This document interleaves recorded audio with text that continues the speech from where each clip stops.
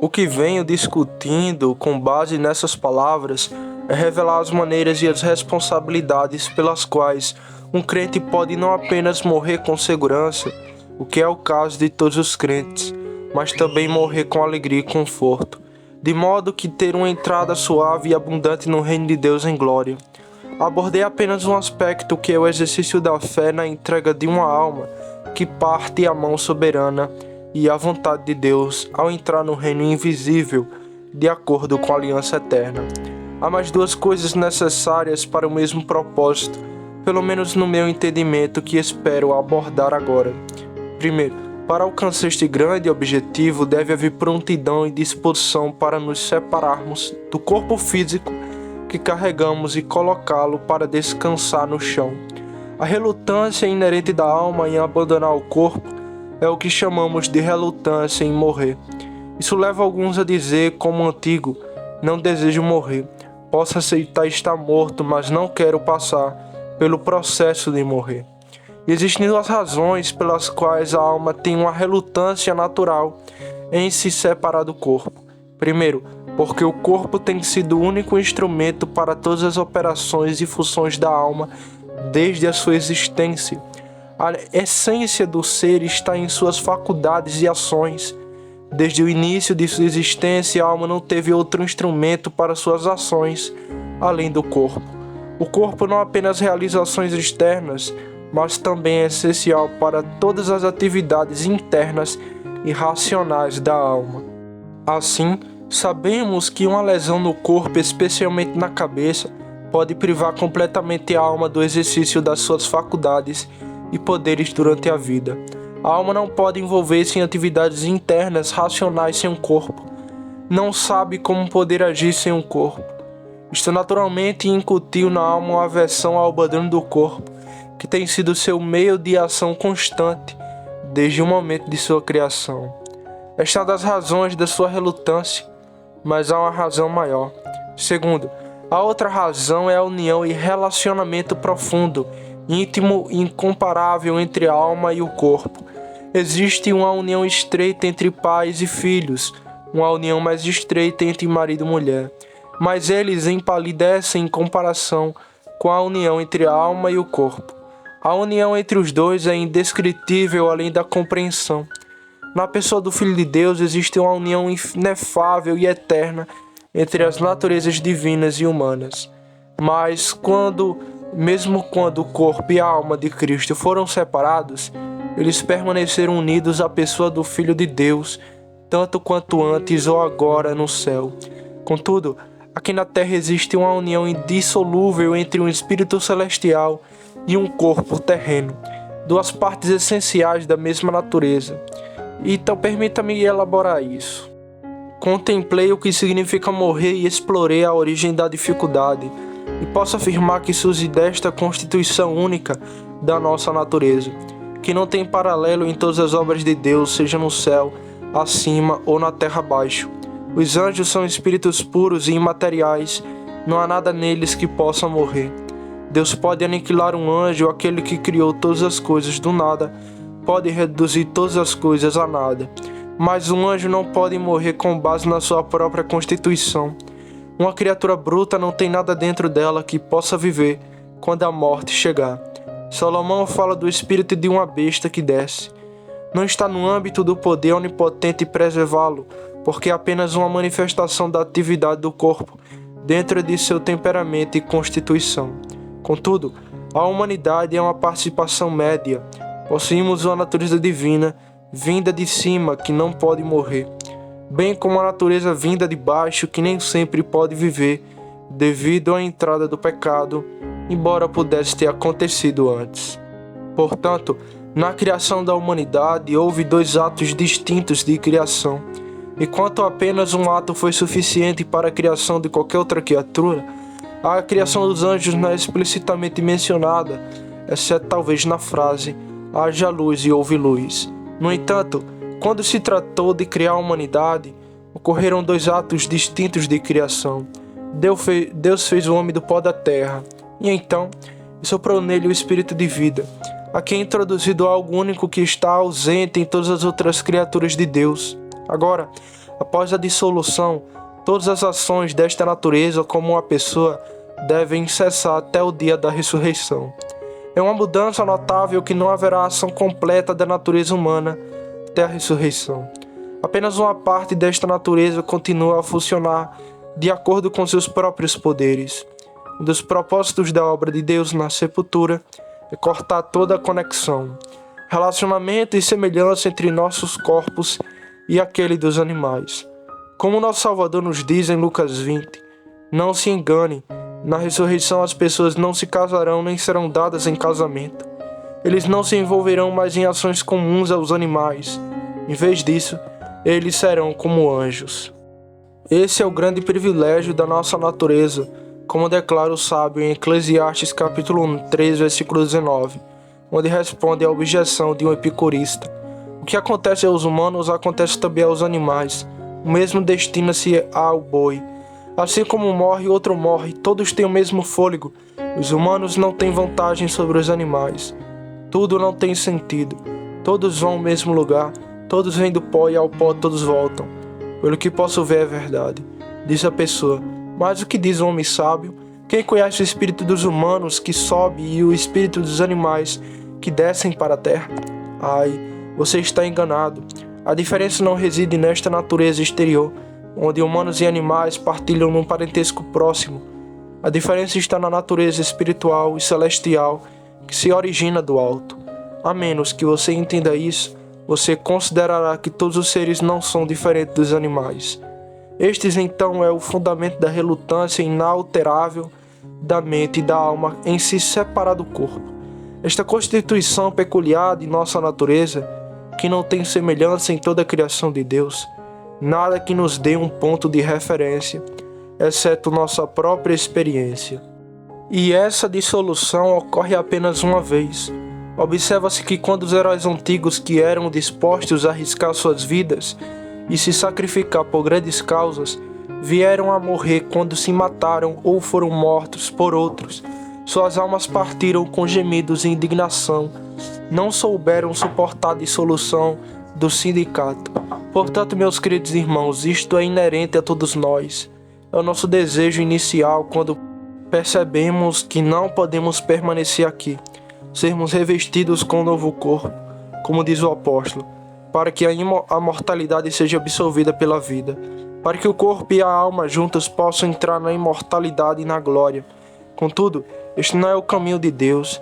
Ele deseja que estejamos prontos e dispostos a nos separarmos destes nossos corpos, apesar desta união.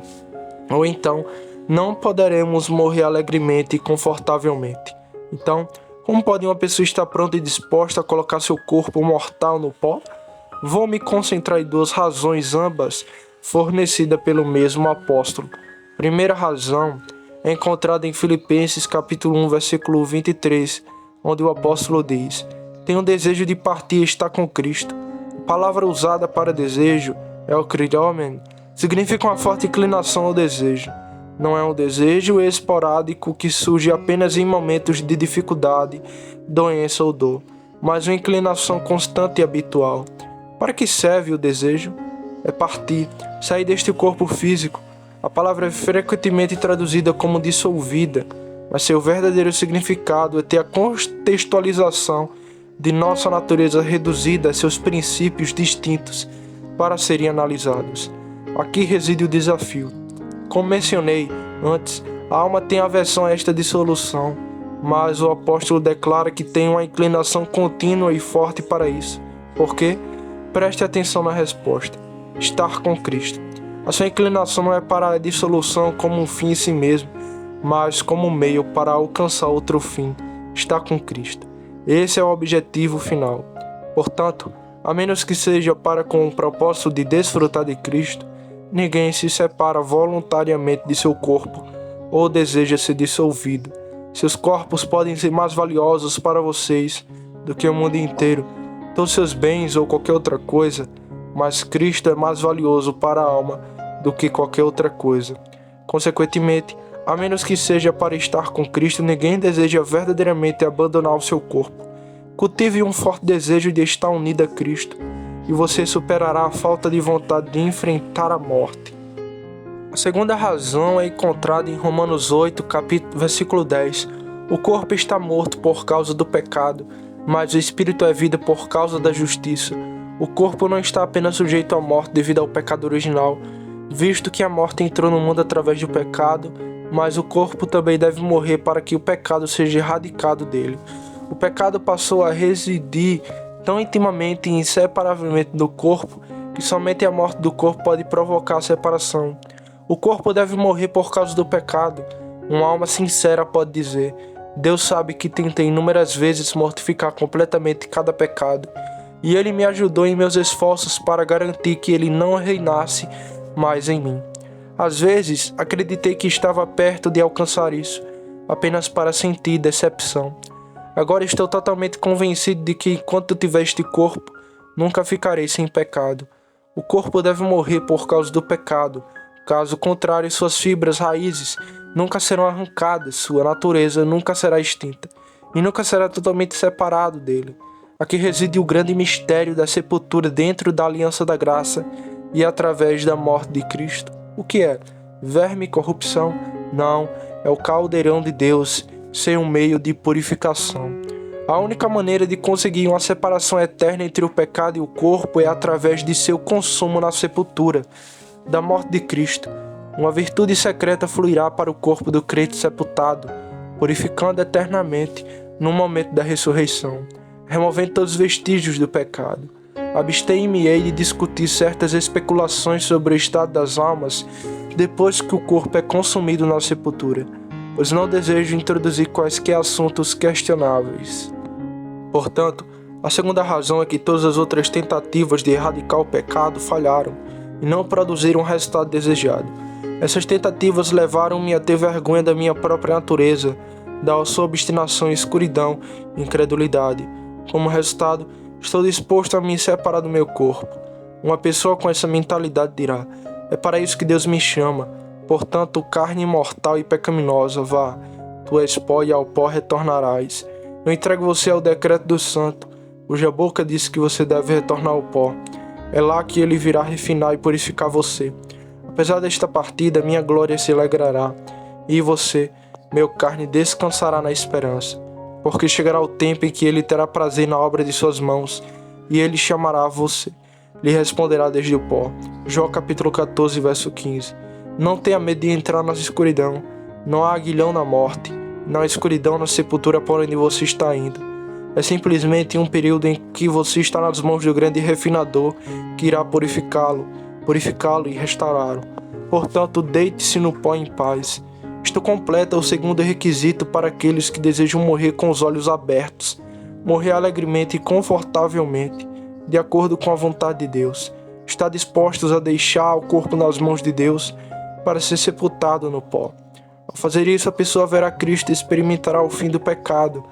Mencionarei mais uma coisa e serei breve. É a coisa mais importante que quero gravar em minha alma com a ajuda de Deus. E é isso. Terceiro ponto. Sejamos cautelosos para não sermos apanhados desprevenidos pela morte. Esta é a sabedoria particular que Deus nos chama a abraçar nesses tempos. Não sabemos quando a morte pode vir sobre nós. Pode não seguir o curso normal de uma doença prolongada que nos avisa, nem esperar até atingirmos a idade de 70 anos, como diz o salmista. Podemos ser pegos de surpresa quando menos esperarmos. Aqueles que não aprenderam esta lição, observando os procedimentos de Deus no mundo e em nossa congregação, não acreditarão, mesmo que alguém volte dos mortos e lhe conte. Portanto, fixemos firmemente nas nossas mentes que, independentemente do nosso estado e condição atual, se formos fortes, jovens e saudáveis, ou velhos e fracos, chegando ao fim de nossa vida, ainda podemos ser apanhados de surpresa. Portanto, tome cuidado para não ser pego de surpresa enquanto estiver em um estado de espírito negativo. Espero que nenhum de vocês esteja ciente de que os crentes experimentam vários estados mentais. Às vezes eles estão em bom estado, a graça é ativa e receptiva. Eles são receptivos à palavra e às advertências, e têm prazer em pensamentos santos. Outras vezes, o mundo, as tentações ou o amor próprio se intrometem e eles se tornam indiferentes e letárgicos, dificultando o desempenho de seus deveres com alegria e vitalidade espiritual. embora continuem a cumprir as suas obrigações, perdem o fervor de outrora tiveram. Acredito que você pode atestar isso através de suas próprias experiências. Manter um estado de espírito vivo, santo e vibrante não é possível sem contemplar diligentemente e focar e consistentemente nos assuntos celestiais. Muitos lhe dirão que quando mantiveram a mente fixa nas coisas celestiais e os afetos ligados a elas, tudo correu bem para eles. Cada oração, sermão e dever eram repletos de vida, prazer e alegria. Seus corações estavam em paz. Contudo, quando perderam de vista as questões espirituais, todo o resto permaneceu igual, mas uma sensação de falta de vida os acompanhou. Portanto, nossa sabedoria neste assunto é nos esforçarmos para manter viva essa perspectiva espiritual das coisas eternas, contemplando-as continuamente e apegando a elas em nossos afetos. Caso contrário, a morte nos pegará de surpresa. Mas se mantivermos esta mentalidade, qual é o propósito deste mensageiro chamado morte? A morte é um mensageiro enviado por Deus. Bata a porta, mas por quê? Para aperfeiçoar o estado de espírito em que você se encontra, para que possa ter uma visão mais clara das coisas celestiais. Isto veio para libertá-lo do fardo da falta de vida e da escuridão, e para conceder-lhe liberdade perfeita no desfrute das coisas às quais sua alma se apega. Como pode a sua alma não acolher este mensageiro? Ore, portanto, para que Deus sustente as suas almas com novo suprimento do seu espírito, mantendo-os constantemente focados nas coisas celestiais. Você também deve orar por óleo fresco para aumentar a luz em suas mentes e compreensão. Alguns podem testificar com experiência própria que quando priorizaram com toda a sua força e esforço viver nesse estado de espírito, descobriram que sua própria luz começou a desaparecer. Já não era tão firme e inabalável em relação às coisas celestiais, nem afetou seus corações tão fortemente como antes. A sua luz deixou de funcionar, até que novos suprimentos do Espírito Santo a revigoraram e aumentaram a sua capacidade de discernir a beleza dos assuntos espirituais e celestiais. Para ser mais claro, falo para aqueles que enfrentam a sua mortalidade sem saber quando a morte pode chegar. Que Deus lembre meu coração sobre esse assunto, que devo trabalhar e vigiar para que a morte não me encontre sem foco nas coisas espirituais. Se isso acontecer, se estivermos consumidos por assuntos mundanos e nossos olhos estiverem fixos no chão, se estivermos preocupados com outras coisas e a morte se aproximar, você acha que será fácil reunir nossas mentes e afeições para enfrentá-la de bom grado? Não será assim. Quando Davi estava em bom estado de espírito, ele poderia dizer: Tu me redimiste, ó Senhor, Deus da verdade. Nas tuas mãos entrego o meu espírito. Ele estava disposto a vir e dispor seu corpo mortal e abraçar este mensageiro. Mas quando Davi caiu do seu bom estado, experimentando o declínio espiritual no Salmo 39, ele fez uma grande exclamação sobre isso. Onde está a prontidão agora de homem justo? Onde está sua disposição de confiar seu espírito nas mãos de Deus? Poupe-me um pouco para que eu recupere as forças, diz ele no versículo 13. Não força física, mas um estado de espírito melhor adequado para a morte. Mesmo melhor entre nós, se for surpreendido pela morte em tal estado, gritará: Ó, poupe-me um pouco para que eu possa recuperar minhas forças. Eles vão lamentar as complicações trazidas sobre eles por várias tentações e distrações, por frieza e declínio espiritual. Ó Senhor, poupe-me um pouco. A misericórdia de Deus para aqueles que estão neste estado. No entanto, se dependesse de mim, eu preferiria dizer: Senhor, em tuas mãos entrego o meu espírito, pois tu me redimiste, ó Senhor, Deus da verdade.